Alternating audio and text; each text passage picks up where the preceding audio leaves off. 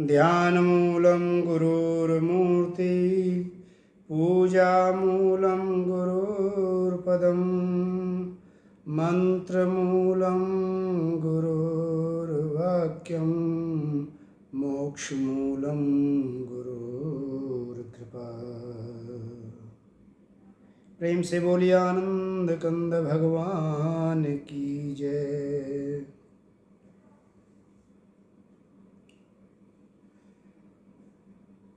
मातृत्व, ममता और माँ का प्यार।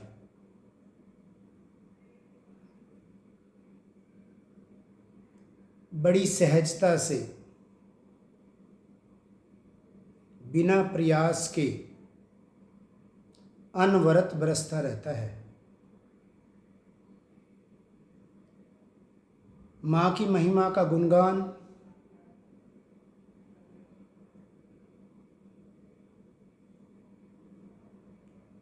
ऋषि मुनि देवता मनुष्य प्राणी मात्र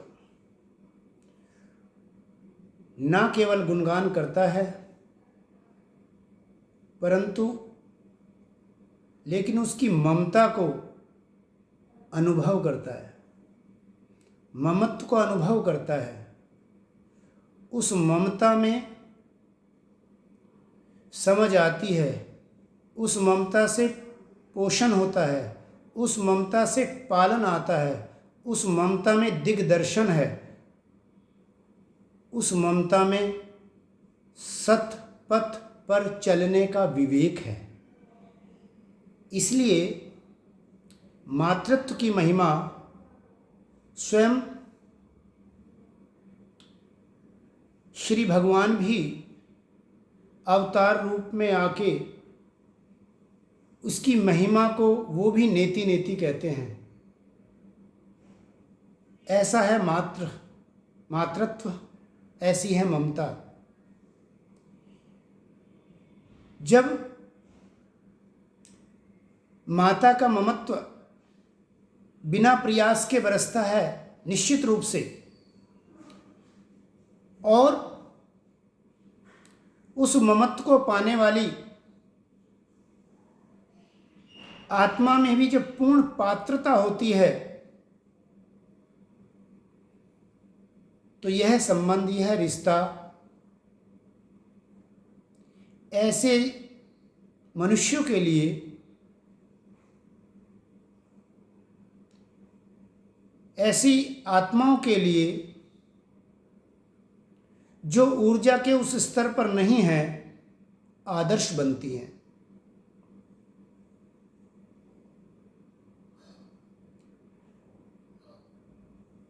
माता की पूजा तो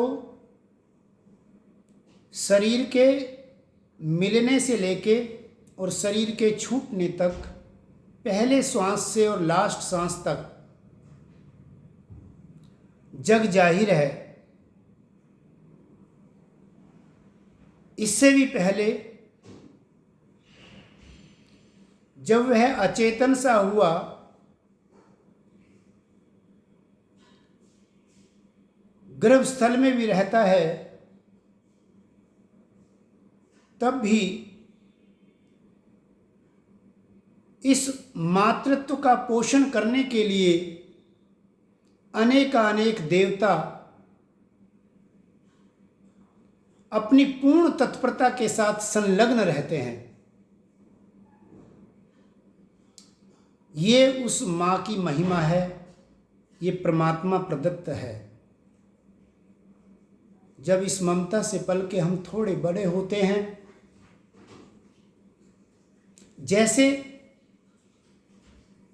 एक बल्ब में जब करंट फ्लो करता है तो उस बल्ब का होना तब सार्थक होता है जब वह प्रकाश फैलाता है। इसी तरह से माँ का पूर्ण आशीर्वाद, आप साधना कैसी कर रहे हैं, कितनी कर रहे हैं, अपेक्षाकृत अनवरत मिलता रहता है। जब थोड़ी समझ आ जाती है उस माँ की ममता को पाके तब इस जैसे ये बल्ब प्रकाशित करता है और अंधेरे को दूर करता है, तब पुत्र का क्या कर्तव्य बनता है। पुत्र ने जो ममता प्राप्त की है वह ममता उसके कर्तव्य रूप में फलित होना चाहिए, तभी पुत्र होना सार्थक होता है। जिस बल्ब में हमारे करंट पास हुआ और प्रकाश ना हुआ, उस बल्ब का होना नहीं। ये हमारे पूर्वजों का हम पे बड़ी महान कृपा है कि प्रत्येक 6 महीने में हमें ये बात याद दिलाई जाती है और हमें हमारे मूल की तरफ आकर्षित करने होते हेतु ये नवरात्र रखे जाते हैं। माता के अनेकानेक रूपों में से ये 9 मुख्य जो मनुष्य जीवन को हर प्रकार से पूर्णता की तरफ बढ़ाते हैं, उनका हमें अपने जीवन में एक एक करके अनुपालन करना चाहिए और कृतज्ञता के रूप में उस ममता को जो हमें प्राप्त हुई है उसको हमें अपने व्यवहार से प्रदर्शित करना चाहिए। व्यवहार में छलकना चाहिए, एक दूसरे को बांटना चाहिए। अगर जीव संस्कारवश कहीं सुप्त भी पड़ जाता है तो उसको झचकोरना हमारा उन लोगों का जो बुद्धिमान हैं, जो परमात्मा के बहुत समीप पहुंच गए हैं, उनका ये कार्य बनता है कि वो उनके झचकोर के जगाएं। हम बोल पा रहे हैं, सुन पा रहे हैं, खा पा रहे हैं, देख पा रहे हैं, यहाँ पर वही माँ का मातृत्व है, वही माँ का त्याग है, वही माँ का निस्वार्थ प्रेम है, वही माँ का निर्विरोध ममता है। यही माँ का प्यार जो हमारे प्रत्येक ऐसे कार्य को भी जो हमें नहीं करना चाहिए, जो अनजाने में हो भी गया है, उसको भी नकारते हुए वो केवल अपना प्यार बरसाती है। ऐसी होती है मातृशक्ति। इसलिए मातृशक्ति को बार बार नमन। और जो मातृभक्त हैं, जो संसार की माता से और जगत माता से जो दोनों से प्यार करते हैं, वो धन्य हैं और उनको मैं हृदय से प्रणाम करता हूँ। वे सम्मान के, आदर के पात्र हैं। इसलिए दोनों माताओं के पहले इस माता का जो पुजारी है, जो इस माता के प्रति समर्पित है, जो इस माता के प्रति भाव से भावित है, उस पे वह जगत माता अनुग्रह करती है। वह बरसात की तरह बरसती रहती है। ऐसे पुत्रों पे वो सब धन्य हैं जिनका जीवन माता की ममता से भरा हुआ है, माता के आशीर्वाद से आलोकित है। उन सबको भी मेरा प्रणाम और साथ ही साथ ये भावनाएं कि आपका ये भाव सदैव बना रहे, आपका अखंड सौभाग्य बना रहे और ये माता की कृपा से ही संभव है। अब हम अपने उसी जो सत्संग हमारा अनवरत चल रहा है, लगातार चला हुआ है, उस सत्संग की तरफ बढ़ते हैं। एक बार पुनः प्रेम से बोलिए आनंद कंद भगवान की जय। अध्याय 2 के 59वें श्लोक तक आपने सत्संग के रूप में चर्चा हुई। भगवान ने बताया कि जब साधक कर्मयोग के पथ पर चलता है, कर्मयोगी होने का प्रयास करता है, कर्मयोगी होने की साधना करता है, तो उसमें इंद्रिय का संयम होना अति आवश्यक है। 59वें श्लोक में भगवान यही कह रहे हैं कि आप इंद्रिय का संयम करते हुए भी यदि मन से इंद्रिय के विषयों के प्रति अगर राग है, लगाव है, आसक्ति है और वो नहीं मिटती, तो इंद्रिय संयम होने के बावजूद भी ये आसक्ति अगर बनी रही है तो उसका बुद्धि का परमात्मा में स्थिर होना मुश्किल है, नहीं हो पाती। लेकिन जिन्होंने इसे दृढ़ता से और आसक्ति के भाव को भी कम किया है, उनका जब स्तर पहुंचता है और परमात्मा का स्पर्श जब होता है ऐसे साधक को, तब जाके अंतःकरण की गहराइयों में जो चित्त की वृत्ति हैं, जो निस्तेज भाव से दबी हुई रहती है, उनका समूल रूप से नष्ट हो जाती है, ऐसा भगवान ने बताया। क्योंकि भगवान कहते हैं कि इंद्रिय संयम तो होना अनिवार्य है, साथ ही इंद्रियों के जो विषय हैं उनमें भी राग नहीं होना चाहिए। भगवान 60वें श्लोक में यही बात समझा रहे हैं कि यदि आसक्ति बनी हुई है तो ऐसे मनुष्य का, चाहे वो कितना भी बड़ा साधक क्यों ना हो, अगर मन से आसक्ति नहीं मिटी या विषयों का चिंतन होता है तो ये इंद्रियां मन को हर लेती हैं और जबरदस्ती बलात् रूप से उसे विषय भोग में लगा देती हैं, ऐसा भगवान आगे बता रहे हैं। अर्थात इंद्रियों का संयम और इंद्रिय के संयम के साथ साथ इंद्रिय की विषयों की तो निवृत्ति हो जाती है, ऐसा उन्होंने 59वें श्लोक में बताया। लेकिन आसक्ति नहीं मिटती।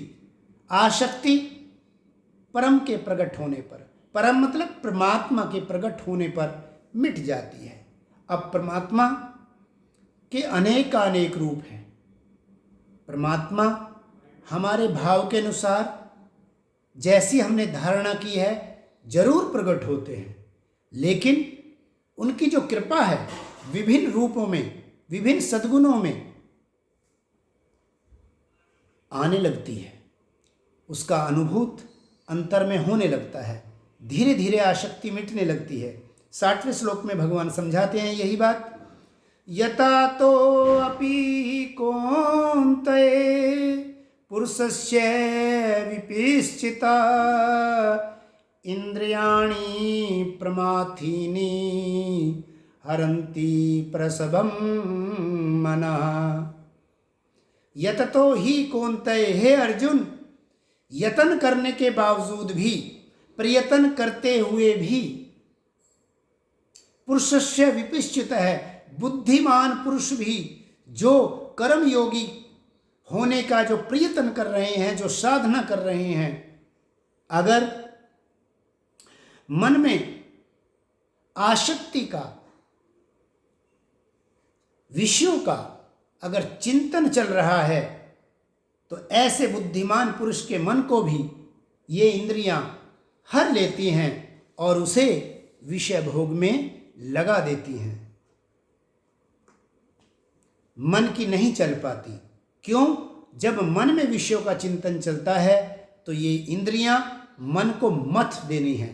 प्रमाथीनी इंद्रियाणी, अर्थात ये वो इंद्रियां हैं जो मन को मथ देती हैं, अर्थात आपको आपकी साधना से हटाकर विषय भोग में प्रवृत्त कर देती हैं। ऐसी हैं ये इंद्रियां। इसलिए इसके लिए स्थित प्रज्ञ की अवस्था के लिए ये बहुत ज़रूरी है कि हम इन इंद्रियों का संयम हो और साथ ही साथ विषय भोग का चिंतन अंतःकरण में ना हो। और वो तभी संभव है जब मन में मन निरंतर श्री परमात्मा में लगा रहे। आगे भगवान यही समझा रहे हैं, तानि सर्वाणि संयम युक्त आसीत मत्परा वसे हि यस्य इंद्रियाणि तस्य प्रज्ञा प्रतिष्ठिता। भगवान कह रहे हैं कि अर्जुन, इन सब इंद्रियों को पूरी तरह से समेट के, संयम करके और मेरे परायण होकर अपने चित्त को, चित्त कैसा हो, समाहित, परमात्मा में डूबा हुआ, ऐसे परमात्मा में चित्त को लगा के और इंद्रियों को वश में करके मेरे परायण हो के ध्यान में बैठ जा, मेरा ध्यान कर। क्योंकि ऐसे ही मनुष्य की जो प्रज्ञा है, जो बुद्धि है, वो स्थिर हो जाती है, वो ठहर जाती है, उसमें ठहराव आ जाता है, उसकी चंचलता मिट जाती है, ऐसा भगवान कहते हैं। क्योंकि जिनकी इंद्रियां विष में नहीं है, होता क्या है, भगवान कहते हैं, ध्यायतो विषयान पुंसः संज्ञस्ते उपजायते संगात् संजायते कामा कामात् क्रोधो अभिजायते। भगवान कह रहे हैं कि जिस पुरुष का विषयों का अंतःकरण में आसक्ति नहीं मिटती, उस विषयों के प्रति राग और आसक्ति के न मिटने के कारण जब विषयों का चिंतन अगर चलता है, चिंतन होता है, तो मन विषयों की तरफ लग जाता है, विषयों के वश हो जाता है। और विषयों में आसक्ति जब हो जाती है तो विषयों के प्रति कामना उत्पन्न हो जाती है, और कामना पूर्ण होती है तो ठीक, पूर्ण होने से तो भोग में लगी गई, लेकिन अगर पूर्ण नहीं होती, विघ्न आता है, तो क्रोध उत्पन्न होता है। और जब क्रोध उत्पन्न होता है, क्रोध उत्पन्न होने से क्या होता है, भगवान अगले श्लोक में समझाते हैं। क्रोधा भवति सम्मोहा सम्मोहात् स्मृति विभ्रमा स्मृति भ्रंशाद् बुद्धिनाशो बुद्धिनाशात् प्रणश्यति। भगवान समझाते हैं कि आसक्ति से कामना, और कामना में विघ्न पड़ने से क्रोध, और क्रोध के होने से सम्मोह, क्रोध मोहित कर लेता है बुद्धि को, मूढ़ भाव हो जाता है, अर्थात विचार शक्ति नहीं रहती। उस सम्मोहन में बुद्धि का नाश हो जाता है, अर्थात विचारशीलता का अभाव हो जाता है, विवेक का अभाव हो जाता है। और जब ये होता है तो स्मृति में भ्रम होना, स्मृति में भ्रम होना, जब व्यक्ति क्रोध में होता है, जिसके प्रति क्रोध करता है उससे उसका क्या संबंध है, उसे क्या कहना चाहिए या क्या नहीं कहना चाहिए, इस बात को भी बुद्धि भुला देती है, पूरी तरह से विवेक खो देता है क्रोध के कारण, और क्रोध में वो कार्य कर बैठता है। क्रोध उतरने पर जबकि उसका पश्चाताप होता है सही को, साधक को, अरे ये तो गलत हो गया, लेकिन क्रोध के टाइम ये बुद्धि नहीं रहती। बुद्धि नाश का अर्थ ही यह है कि विचार नहीं रहता, विवेक नहीं रहता, जिसके प्रति हो रहा है उसके संबंध की याद नहीं रहती कि उससे मेरा क्या संबंध है, मेरा क्या कर्तव्य बनता है, वो पूरी तरह से भूल जाता है। बुद्धि नाशो प्रश्नश्यति, बुद्धिनाश का यही है कि विवेक हट जाता है, क्योंकि जिसकी बुद्धि में आसक्ति है, क्रोध किसके लिए है? जो विघ्न पड़ रही है, जो मैं कामना कर रहा हूँ, जो मेरी इच्छा है वो पूर्ण नहीं हो रही। तो जब उसके प्रति ये होता है तो क्या होता है कि बुद्धिनाश, विवेक खो देता है, बुद्धि अस्थिर हो जाती है, चंचल हो जाती है, परमात्मा में नहीं ठहरती। परमात्मा के प्रति जो भाव ठहराव का चाहिए वो भाव में ठहराव नहीं हो जाता, तो वह व्यक्ति फिर कर्मयोगी नहीं होता, बल्कि अपने स्तर से गिर जाता है। प्रणश्यति, नाश होता है, अर्थात अपने स्तर से गिर जाता है, साधना से गिर जाता है। इस प्रकार से देखिए, पीछे अर्जुन ने ये जो भगवान कह रहे हैं अभी, ये हम अर्जुन के चारों प्रश्न का उत्तर है इस अध्याय के पूर्ण होने तक। भगवान उसमें बीच बीच में इंद्रिय संयम की क्यों आवश्यकता है, और इंद्रिय संयम से जो बहुत अत्यधिक महत्वपूर्ण है वो है भाव का, आसक्ति का, राग का, अंतःकरण की जो गहराई में चित्त के प्रति में जो भाव है, लगाव है इस संसार में, वो आसक्ति नहीं होनी चाहिए। भगवान उसके मिटाने की बात करते हैं और वो मिटता है। भगवान समर्पण से कहें, मेरे परायण होकर जो ध्यान में बैठता है तो उसको धीरे धीरे भगवान का संसर्ग, भगवान का स्पर्श किन्हीं रूपों में होता है, और सद्गुणों के रूप में उनकी, परमात्मा की धीरे धीरे आवृत्ति, उनकी कृपा साधक में होती जाती है, और आसक्ति इस प्रकार से पूर्ण रूप से मिट जाती है। और जब परमात्मा के दर्शन हो जाते हैं तब तो वो कतई ही नहीं रहती। अर्जुन ने भगवान से यही प्रश्न किया था कि योगी होने के लिए स्थिर बुद्धि का जरूरी है, निश्चयात्मकता बुद्धि होनी चाहिए, दृढ़ निश्चित बुद्धि। एक बार परमात्मा में के प्रति दृढ़ता आ गई तो फिर वो विचलित नहीं होती। ऐसी बुद्धि के लिए और कर्मयोगी होने के लिए जो भगवान ने बताया, तो अर्जुन ने प्रश्न किया कि जो स्थित प्रज्ञ है, जिसकी बुद्धि स्थिर हो गई है और परमात्मा में टिक गई है, उसके कैसे उसके लक्षण हैं, की भाषा, कैसे वो बोलता है, कैसे वो चलता है और कैसे वो बैठता है, ये 4 प्रश्न किए। तो भगवान ने, हम 63वें श्लोक से पहले ही भगवान ने, हालांकि एक जो पहला प्रश्न है कि उसके क्या लक्षण हैं, भगवान ये पूरा बताते रहेंगे बीच बीच में, और इस अध्याय के पूर्ण तक वो बताते हैं।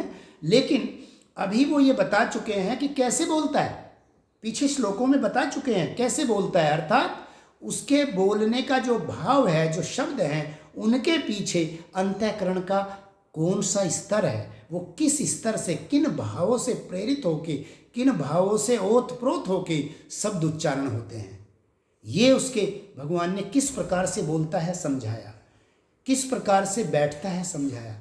आगे भगवान ये भी समझाएंगे कि वो किस प्रकार से चलता है। अब 64वें श्लोक में बताते हैं, क्योंकि अर्जुन ने पूछा था ये चारों प्रश्न। अब ये भगवान एक स्थित प्रज्ञ पुरुष किस प्रकार से चलता है, तो जैसे बैठने का, बोलने का मतलब था कि उसके बोलने के समय, अर्थात जब वह व्यवहार करता है, बरतता है, तो वह उसका अंतःकरण किन भावों से भावित होता है, ऐसा भगवान ने बताया। किस प्रकार से चलता है, तो उसके चलना भी विलक्षण है। भगवान चलने से तात्पर्य उसके आचरण से कर रहे हैं। जो इंद्रियों से स्वाभाविक कर्म तो निश्चित रूप से शरीर है तो करेगा, लेकिन उसका करना कैसा है, ऐसा भगवान बता रहे हैं कि साधक द्वारा विषयों में को बरतते हुए भी, विषयों का में विचरण करने के बावजूद भी उसको कौन सा फल मिलता है। एक संसारिक व्यक्ति जिसका पूर्ण रूप से आसक्त है जो संसार में, वो उस जैसा कर्म करते हुए, दिखते हुए भी जिसकी बुद्धि स्थिर है, जो कर्म योगी है, उसका क्या फल है और उसका क्या फल है। वो संसार के पूर्ण बंधन में बंध जाता है, आवागमन के चक्र में पूरी तरह से न केवल बंधता, जकड़ जाता है, लेकिन उसका क्या है भगवान समझाते हैं। राग द्वेष विविक्तै तु विषयान् इंद्रियश्चै चरण आत्मवश्यै विधेयात्मा प्रसादम अधिगच्छति। राग देश युक्त, अर्थात भगवान कहते हैं राग द्वेष से जो जिसके वियुक्त, युक्त होना रहित होना, और वियुक्त मतलब रहित होना, जिसने राग द्वेष को त्याग दिया है, राग द्वेष से जो रहित हो गया है, और जिसका अंतरात्मा अंतःकरण जिसके बस में है, अर्थात मन चित्त बुद्धि, यह जो अंतःकरण है, मन चित्त बुद्धि अहम, जिसके अंतःकरण बस में हो गया है, ऐसा विधेय आत्मा, अर्थात जिसका अंतःकरण बस में है और जिसकी इंद्रियां राग और द्वेष से रहित हो चुकी हैं,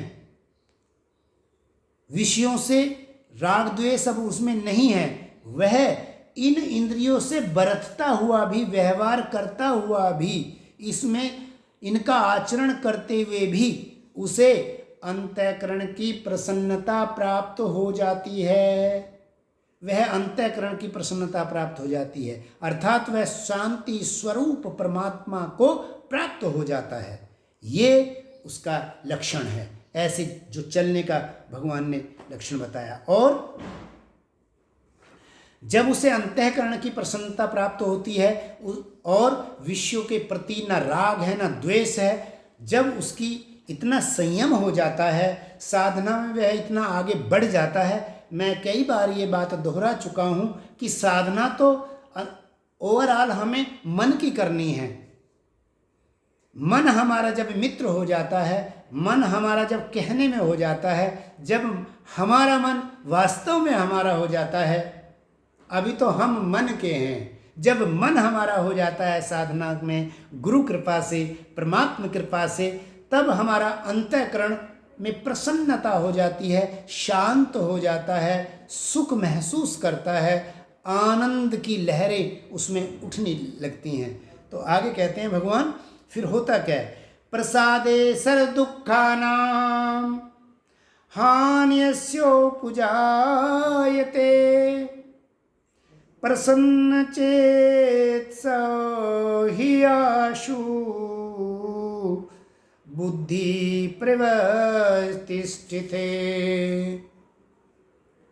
भगवान कहते हैं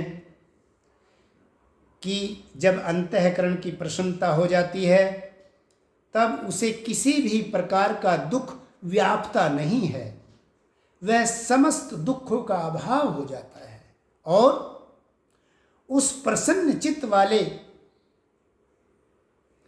कर्म योगी की जो बुद्धि है, वह सब प्रकार के द्वंद्व से हट जाती है, और वह भली भांति पर्यवतिष्ठिते, भली भांति भगवान में स्थिर हो जाता है। भगवान की भक्ति से बुद्धि विचलित नहीं होती, वह परमात्मा में भली भांति स्थित हो जाता है, अर्थात बुद्धि से, भाव से परमात्मा में अविचलित रूप से स्थिर होने को ही परमात्मा में स्थित होना समझना चाहिए। तो कहने का तात्पर्य यह है कि संयम बहुत जरूरी है, और हमें यह भी ध्यान रखना है, भगवान ये कहते हैं कि संयम रखने से बाहर के विषय हमारी इंद्रिय तो रुक जाती हैं, अमुख भोग को नहीं भोगती, लेकिन कुछ स्वाभाविक जो कर्म हैं शरीर के करने ही हैं। इसलिए भगवान इन विषयों के प्रति जो हमारा लगाव है, इन विषयों के प्रति जो हमारी आसक्ति है, इस भाव को मिटाने की बात भगवान करते हैं। इसलिए वो कहते हैं कि तुम मेरे प्राण होके सब इंद्रियों को, जैसे पहले बता चुके हैं कि कछुए जैसे अपने सारे अंगों को समेट के अपनी गति को भी रोक के स्थिर हो जाता है, ऐसे ही हमें विषयों में, इंद्रियों से विषयों को तो त्याग दिया, परंतु मन को उनके विषयों से हटाकर स्थिर करना है, साधना में बैठना है, भगवान में संलग्नता बनी रखनी है। किससे? भाव रूप से। और कहने में भी आता है, सुनते आए हैं बचपन से, सभी से सुनते हैं कि भगवान का तो ये सब दिया हुआ है। वो किसी अमुक वस्तु के भूखे नहीं, भगवान भाव के भूखे हैं। क्योंकि वो पुत्रवत अपने बनाए हुए प्राणियों की पालना करने वाले हैं ना, इसलिए वो भूखे हैं, भाव के भूखे हैं, प्रेम के भूखे हैं। प्रेम कहो तो भाव का स्थूल रूप है, भाव का स्थूल रूप है प्रेम। तो वो तो हमारे व्यवहार में प्रकट होना ही है। तो भाव से भगवान कह रहे हैं कि भाव से होता है जो वह भली भांति भगवान में स्थित हो जाता है। तो उस भाव को हमें मिटाना है। आगे भगवान कहते हैं कि जिसका जो ऐसा नहीं कर पाता, जो इंद्रियों का संयम नहीं करता और संयम करके विषयों के प्रति जो लगाव है उसको भी धीरे धीरे नहीं त्यागता, दूसरे शब्दों में कहें तो वैराग्य पैदा जिसमें नहीं हो पाता अंतःकरण से, तब क्या होता है? तब भगवान कहते हैं अगले श्लोक में, नास्ति बुद्धि अयुक्तस्य न चायुक्तस्य भावना न च अभावत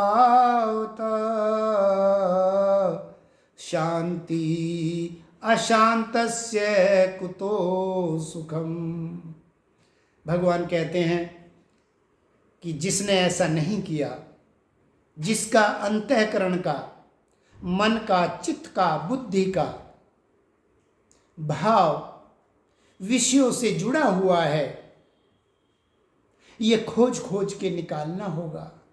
गुरु सत्संग में बैठना होगा, क्योंकि सत्संग का प्रभाव की महिमा रामचरितमानस में इतनी गाई है।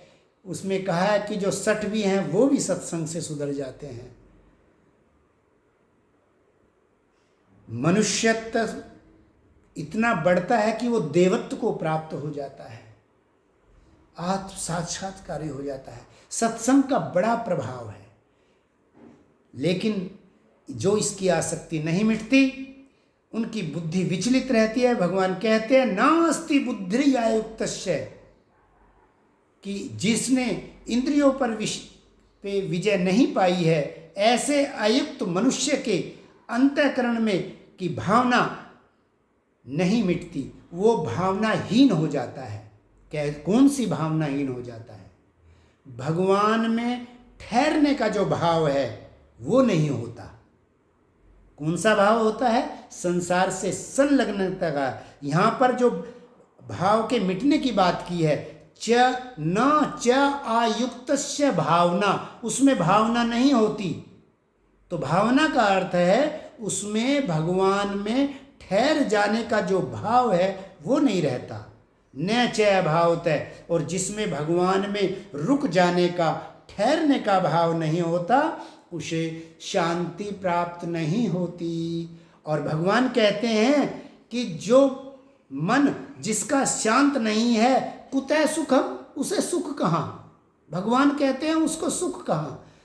जिसका मन शांत नहीं है उसे सुख होना संभव ही नहीं है, उसे सुख हो नहीं सकता। ऐसा भगवान कहते हैं कि उस मनुष्य को सुख मिल ही कैसे सकता है। अर्थात ये बहुत अनिवार्य है कि मन, चित्त, बुद्धि का इंद्रियों सहित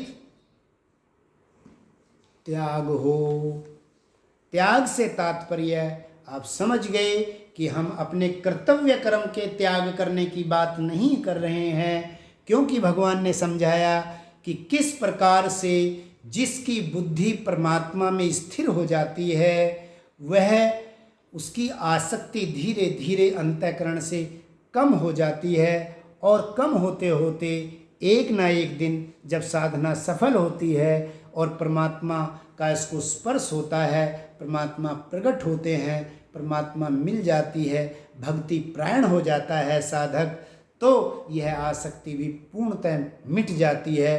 तब वह निर्विकार, निर्मल और पवित्र जीवन जीता है। ऐसा भगवान ने बताया। आज के सत्संग में हमने सीखा कि इंद्रियों के संयम के साथ साथ इंद्रियों का संयम जो है, संयम में हमें नियमावली में एक संयम में एक अनुपालन, एक अनुशासनात्मक ढंग से हमें अपने इंद्रियों को बरतना चाहिए, लेकिन उन विषयों का कभी भी अंतःकरण में चिंतन नहीं होना चाहिए।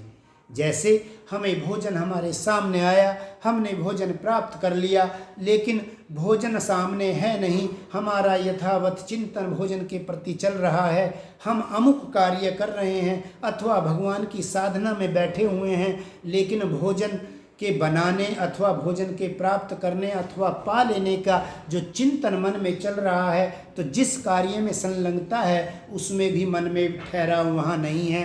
अर्थात मन में जो ये चलायमान है, मनोराज है, ये चलती रहती है, तो हमारी ये साधना भी सफल नहीं है। इसलिए भगवान ने कहा कि पूर्ण दृढ़ता के साथ विषय का संयम करते हुए आसक्ति के त्याग के लिए मेरे परायण होकर बैठ जा।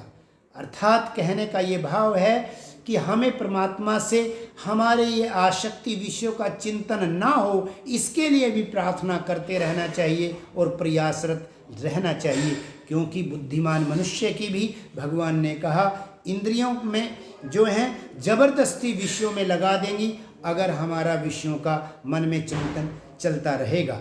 दूसरे, आसक्ति से हमने देखा जब मन में विषयों का, किसी भी विषय का, किसी भी कामना का, इच्छा का जब हमारा चिंतन होता है तो यह हमारे अंतःकरण में कामना को पुरजोर से उत्पन्न कर देती है। यह कामना स्पृहा और हमारी तृष्णा बन जाती है, और यह कामना पूर्ण न होने से हमें क्रोध उत्पन्न होता है। क्रोध होने वाली जो बुद्धि होती है वह मूढ़ भाव आ जाता है, विचारशीलता उसमें खत्म हो जाती है, और इस प्रकार से हमारी जो प्रज्ञा बुद्धि होनी चाहिए, वो जो स्थित प्रज्ञ मनुष्य कर्मयोगी होना चाहिए, कर्मयोगी जो है स्थित प्रज्ञ पुरुष होता है, तो वह हमारी उस बुद्धि का, उस भाव का, उस विवेक की स्तर गिर जाता है, हम अपने साधना से नीचे आ जाते हैं। आज का कहने का यही तात्पर्य था कि हमें अपनी साधना में पूर्ण विवेक के साथ, दृढ़ता के साथ और परमात्मा परायण होकर, जैसे गुरु ने बताया, जैसा हम सत्संग हमारे अंतःकरण में दबे हुए सुसंस्कारों को, भक्ति के बीज को प्रस्फुटित करने का सामर्थ्य रखता है। अर्थात बीज को अंकुरित कर देता है और अंकुरित से पौधा और पौधे से विशाल वृक्ष में परिवर्तित करने का सामर्थ्य सत्संग से आता है। सत्संग की बड़ी महत्ता है।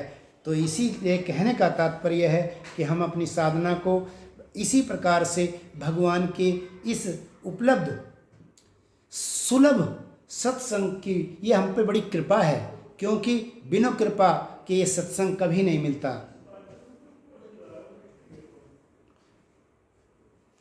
जब परमात्मा की कृपा हो जाती है तभी सत्संग की प्राप्ति होती है।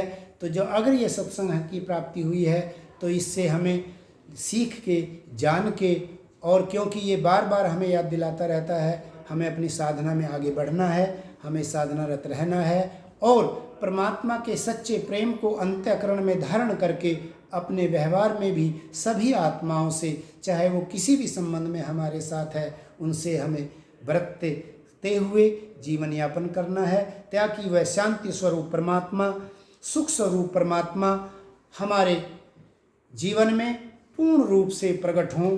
ऐसी हम सब के लिए मंगल कामना करते हैं। आज के श्रीमद् भगवत गीता के लिए सत्संग में इतना ही।